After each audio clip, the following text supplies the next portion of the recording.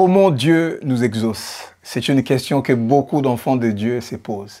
Papa, j'ai prié, j'ai jeûné, mais qu'est-ce qu'il faut que je fasse encore? Comment Dieu écoute nos prières? Comment Dieu nous écoute? Et aujourd'hui, par la grâce de Dieu, nous allons en parler. Moi et mon frère, Evan Mba, lui c'est un docteur, lui c'est la profondeur. Et je crois par la grâce de Dieu, tu vas comprendre pourquoi Dieu ne t'exauce pas.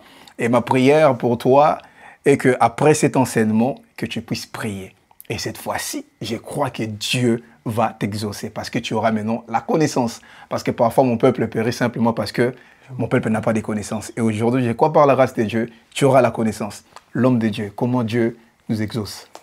Ok, merci en tout cas, homme de Dieu Benito. Comme je dis tantôt, je ne cesse de le dire, je t'aime beaucoup. Ah, merci beaucoup, frère, moi également. Tout ce que tu m'as autant apporté et tout ce que tu continues à m'apporter.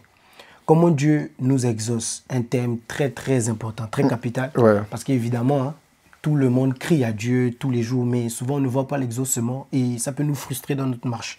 Et donc, souvent il nous manque juste une connaissance. Et c'est ce qu'on va essayer d'apporter, juste une petite pierre à l'édifice, afin que voilà, nous soyons édifiés. La Bible va dire dans Jacques 4, le verset 3, Jacques va dire, vous demandez et vous ne recevez pas, parce que vous demandez mal, dans le but de satisfaire vos passions. Donc Jacques est clair. Il nous dit pourquoi on ne reçoit pas. Il dit parce qu'on demande dans le but de satisfaire nos passions. Donc c'est ça le problème. Il faut comprendre que l'homme, Dieu ne fonctionne pas comme l'homme. Et donc c'est une connaissance qu'on doit avoir. L'homme écoute, après il voit. C'est comme ça que Dieu a fait, selon la parole. C'est-à-dire que Jean va dire, par exemple, dans 1 Jean 1, le verset 1, il va dire ce que nous avons entendu, ce que nous avons vu, ce que nous avons palpé. Nous sommes venus vous l'annoncer. Donc Jean nous montre en fait que lui, il écoute, il voit. Et Jésus va même dire, je frappe, celui qui entend ma voix, il ouvre, je rentre. Donc pour voir Jésus, tu dois d'abord entendre sa voix, tu ouvres la porte, il rentre. Donc c'est vraiment ça. Quand on prêche l'évangile, la Bible va dire, Paul va dire dans Romains là-bas, comment entendront-ils si personne ne prêche? Donc on commence d'abord par entendre, ça c'est l'homme. Et après, l'esprit nous ouvre les yeux. Ça c'est Marc là-bas, il dit, et l'esprit leur ouvrit les yeux, même dans Luc 24. Tu vois, c'est-à-dire que l'homme écoute et après il voit. Mais Dieu, pour écouter nos prières, qu'est-ce qu'il fait? Dieu, il voit d'abord et après il écoute nos prières. Voilà pourquoi dans Proverbe 28, la Bible va dire que si quelqu'un n'écoute pas la loi, ferme l'oreille pour écouter la loi, sa prière même est une abomination. Donc comment sa prière est une abomination? Parce que Dieu a regardé, il a vu que lui là c'est un pécheur, il n'écoute pas la loi, donc sa prière même, je n'écoute pas. C'est une abomination pour moi. Donc Dieu commence d'abord par voir. C'est ce qu'il a fait avec le peuple d'Israël. La Bible va dire dans Exode 3, le verset 7 et le verset 8. Il va dire, j'ai vu les souffrances de mon peuple, j'ai entendu leurs cris, maintenant je vais descendre. Tu vois que Dieu a d'abord regardé, après il a entendu. C'est important de savoir que Dieu regarde d'abord. Et c'est ce que Paul va nous dire, les choses que l'œil n'a point vues, on commence par la vue, les choses de l'esprit, c'est ça. Ce que l'oreille n'a pas entendu, ceux qui ne sont pas montés dans le cœur de l'homme. 1 Corinthiens 2, le verset 9, je crois. Donc, c'est important de le comprendre. Et regarde, dans Genèse 29, à partir du verset 32, Léa aura un problème, elle sera stérile. Elle veut un enfant. Et Dieu va donner les étapes même de l'exaucement. Elle va avoir un premier enfant, donc Ruben, et elle va dire, cette fois-ci, le Seigneur a vu mon humiliation. Donc là, pour Ruben, le Seigneur a vu son humiliation. Donc il a d'abord regardé sa souffrance. Deuxièmement, elle va voir Siméon. Et elle va dire, l'Éternel a entendu. Là maintenant, il a entendu maintenant. Et troisièmement, elle va voir Lévi. Et elle va dire, cette fois-ci, mon mari s'attachera à moi. C'est-à-dire maintenant, ils deviennent un. Donc vraiment, ces étapes sont très importantes pour Dieu. C'est-à-dire qu'il regarde d'abord. Et quand il regarde, ça veut dire qu'il regarde tes motivations. C'est ce que Jacques 4.3 nous dit. Il regarde d'abord tes désirs. Mais pourquoi elle veut le mariage? Pourquoi elle veut le travail? C'est pourquoi? Où est mon intérêt dedans? En fait, il regarde s'il y a son intérêt. Parce que Dieu ne s'exauce que lui-même. Il veut faire son œuvre. Il ne veut pas faire ton œuvre. Tu vois? Donc, et voilà pourquoi la Bible dit, recherchez premièrement le royaume des cieux et sa justice. Et toutes choses vous serez accordées par-dessus tout. Ça veut dire que quand tu recherches le royaume des cieux, en fait, ton corps, ton être va aimer maintenant l'intérêt de Dieu. Tu vas vouloir d'abord les choses de Dieu et maintenant, il fait maintenant ton palabre, comme on dit. C'est-à-dire qu'il donne maintenant ce dont tu as besoin. Tu vois un peu. Et je termine en illustrant ça avec la vie de Joseph. Joseph qui est une image de Christ dans le monde. C'est-à-dire Joseph en Égypte, c'est aujourd'hui Christ dans le monde. Tu vas remarquer que les frères de Joseph, donc, qui sont aujourd'hui l'image des chrétiens, ils vont venir en Égypte demander du pain parce qu'il y avait de la famine. Ils vont venir demander du pain. Donc là, c'est nous qui venons dans ce monde-là, on demande des choses à Dieu. Seigneur, donne-moi le travail, donne-moi la santé, donne-moi ceci, donne-moi cela. On vient lui demander des choses. Joseph va dire quelque chose de très important. Il va dire que si vous ne partez pas me chercher votre petit frère Benjamin. Or, Benjamin ici, c'est l'image de quoi? Tu vas remarquer que Benjamin était toujours à côté du père. Il était toujours auprès de Jacob. Donc Benjamin ici, c'est l'image de l'amour de Dieu plus que tout, l'amour du Père. Le premier commandement que Dieu nous a donné. L'amour du Père, celui qui reste toujours auprès du Père, l'attachement à Dieu.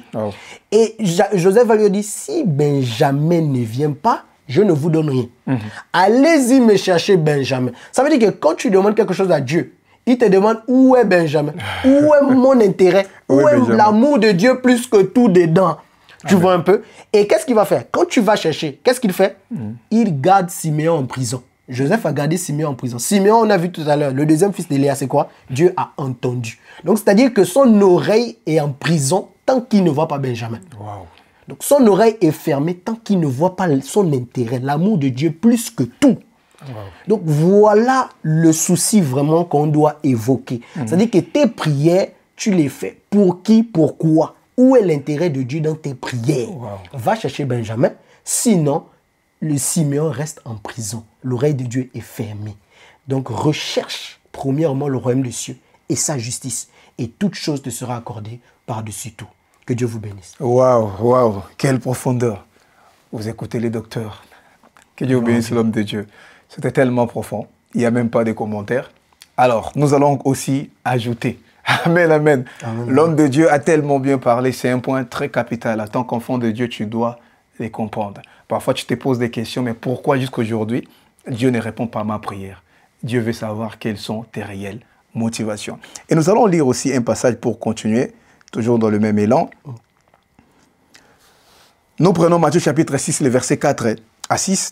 Lorsque vous priez, ne soyez pas comme les hypocrites qui aiment à prier debout dans les synagogues et au coin des rues pour être vus des hommes. Je vous l'ai dit en vérité, ils reçoivent leur récompense. Mais quand tu pries, entre dans ta chambre, ferme ta porte et prie ton Père qui est dans les lieux secrets. Et ton Père qui voit dans le secret te le rendra. Et moi, je vais parler de 3 points rapidement. Le premier point, c'est d'abord le cœur. Dieu regarde d'abord le cœur, toujours dans la même direction que l'homme de Dieu. Notre Dieu ne se laisse pas intimider par les paroles. Comme il dit, ce n'est pas à force de dire des choses, ce n'est pas à force de parler que Dieu va t'écouter. Dieu regarde d'abord la qualité de ton cœur. Dieu regarde ce qui est dans ton cœur. Dieu ne veut pas que tu puisses prier pour faire genre que tu es enfant de Dieu. Pour montrer aux hommes que toi aussi tu pries. Parfois la nuit tu te réveilles, tu pries à haute voix, tu réveilles même les voisins pour qu'on comprenne que tu es une femme de prière. Moi je suis un homme de prière. Dieu ne se laisse pas intimider par ça. Dieu lui-même, il s'appelle du nom de la parole. Il est la parole. Donc Dieu, il regarde d'abord le cœur. Parce que la Bible dit, il sonde les cœurs et les reins. Alléluia. Il faut d'abord que tu puisses avoir des réelles motivations.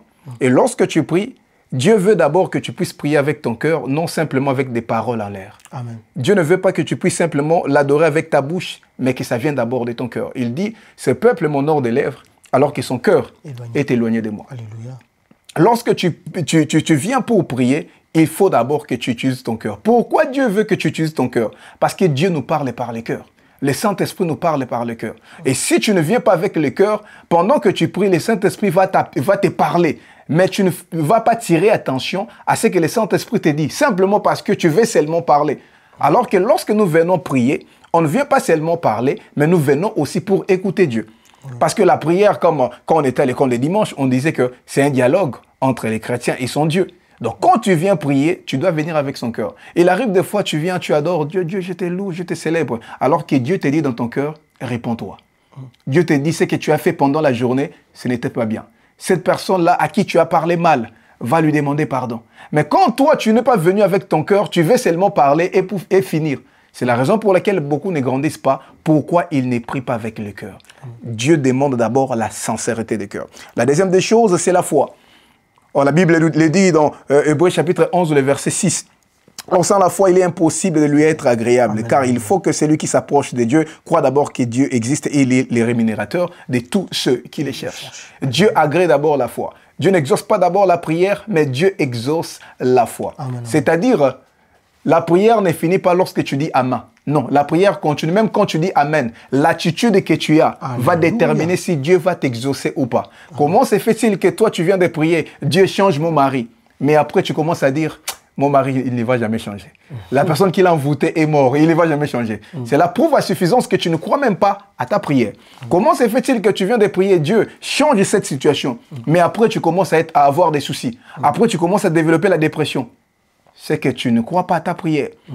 La Bible dit, venez à moi. Jésus dit, venez à moi, vous tous qui êtes fatigués et chargés, je vous donnerai du repos. C'est-à-dire, lorsque je viens prier, après, je sais que j'ai déposé mon fardeau à ses pieds. Moi, je ne sens plus mal. Moi, je suis bien. Je ne suis plus dans la dépression. Je ne suis plus dans les problèmes. Pourquoi? Parce que j'ai donné ma charge. Je lui ai donné mon fardeau. Tu ne peux pas venir, tu pries, et tu continues à garder ton fardeau. Tu continues à avoir mal au cœur. Tu continues à rester dans la dépression. Tu continues à rester dans les soucis. C'est la preuve à suffisance que tu n'as pas foi. Or, Dieu veut que tu puisses exercer ta foi. Lorsque tu pries, même après ta prière, continue à garder la foi. Amen, amen. La troisième des choses, Dieu nous demande la persévérance. Je vais finir là. Et pour ça, on va lire Luc chapitre 18, les versets 3 à 8, rapidement. Il y avait aussi dans cette ville une veuve qui venait lui dire « Fais-moi justice de ma partie adverse ». Pendant longtemps, il est refusé. Mais ensuite, il dit en lui-même « Quoique je ne crains point Dieu et que je n'aie égard pour personne, néanmoins, parce que cette veuve m'importune et je lui ferai justice, en fait qu'elle ne vienne pas sans cesse me rompre la tête. » Le Seigneur ajouta « Entendez ce que dit le juge inique, et Dieu ne fera-t-il pas justice à ceux élus qui crient à lui jour et nuit? Ne tardera-t-il à leur égard? Je vous l'ai dit, il leur fera promptement justice. Mais quand le Fils de l'homme viendra, trouvera-t-il la foi sur la terre? Amen, amen, amen. Ici, on nous parle de la persévérance. On nous parle du juge inique. C'est quelqu'un qui ne craignait pas Dieu. Mais cette femme venait tous les jours pour lui dire, fais-moi justice. Regarde mon problème. Défends ma cause. Ces juges disaient, non, arrête de m'importuner, tu me déranges tous les jours. Mais à force de l'importuner, on voit que ces juges s'est dit, non, il faut que je fasse quelque chose pour que cette femme arrête de m'importuner. Jésus dit, si ces juges qui ne craignaient pas Dieu peuvent agir à cet égard par rapport à cette femme, à combien plus forte raison notre Dieu qui est dans les cieux ne va pas te faire justice. Alléluia. Ne va pas défendre ta cause. Ne va pas te donner la guérison. Ne va pas te guérir si Alléluia. Toi, tu persévères dans la prière. Amen. Oui, prier, c'est une chose, mais persévérer, c'en est une autre. Alléluia. Parfois, Dieu veut simplement regarder si tu as la foi. Il dit, celui qui persévérera jusqu'à la fin sera sauvé. Dieu veut que tu puisses persévérer jusqu'à la fin. Ça n'a pas marché, prie encore. Tu as jeûné, ça n'a pas marché, jeûne encore. Élie avait prié, il n'y avait pas la pluie, il a persévéré. Même avant que le mur de Jéricho puisse s'écrouler, il fallait cette foi. Même pour que Pharaon puisse libérer le peuple d'Israël, il fallait 10 fois, 10 plaies. La raison pour laquelle je vais dire à quelqu'un, persévère encore, prie encore, jeûne encore, entre encore en profondeur, que Dieu vous bénisse. L'homme de Dieu va prier pour toutes ces personnes qui traversent des moments difficiles, Amen. Pour toutes ces personnes qui ont des problèmes, ils prient, ils jeûnent, mais ils n'ont pas encore des solutions. L'homme de Dieu va prier pour toutes ces personnes. Amen. Merci Seigneur pour ces temps d'édification. Seigneur, je crois que cela parle au cœur de quelqu'un qui nous écoute. Seigneur, je te prie pour ce frère, pour cette sœur, pour cette mère. Seigneur Père, pour ce père, Seigneur, dans les difficultés. Seigneur, afin que tu lui donnes la force de persévérer dans la prière. Amen. Afin que tu lui donnes, qu'il trouve ton intérêt dans sa prière. Afin, Seigneur Père Saint, qu'il recherche premièrement ton royaume. Ils recherchent premièrement ton intérêt afin, Seigneur Père, que tu puisses exaucer, Seigneur, sa prière. Seigneur, celui qui est découragé, Seigneur, fais grâce. Je prie pour une maman, une femme mariée qui n'arrive pas à enfanter. Seigneur Père, c'est le même Dieu qu'elle prie, c'est le même Dieu que nous prions. Amen. Le Dieu d'Abraham, d'Isaac et de Jacob. Le Dieu qui a donné à Rachel d'enfanter, Léa d'enfanter. Seigneur, c'est ce Dieu-là que nous prions. Alors Seigneur, étends ta main sur elle. Amen. Je prie pour un frère qui cherche aussi, oh, Seigneur Père, la santé. Seigneur Père, fais grâce, oh Papa, Seigneur, toi, Seigneur, par tes meurtrissures duquel nous sommes sauvés. Père Saint Dieu de gloire, je prie au Papa Seigneur pour ceux qui cherchent la persévérance, la paix, la joie.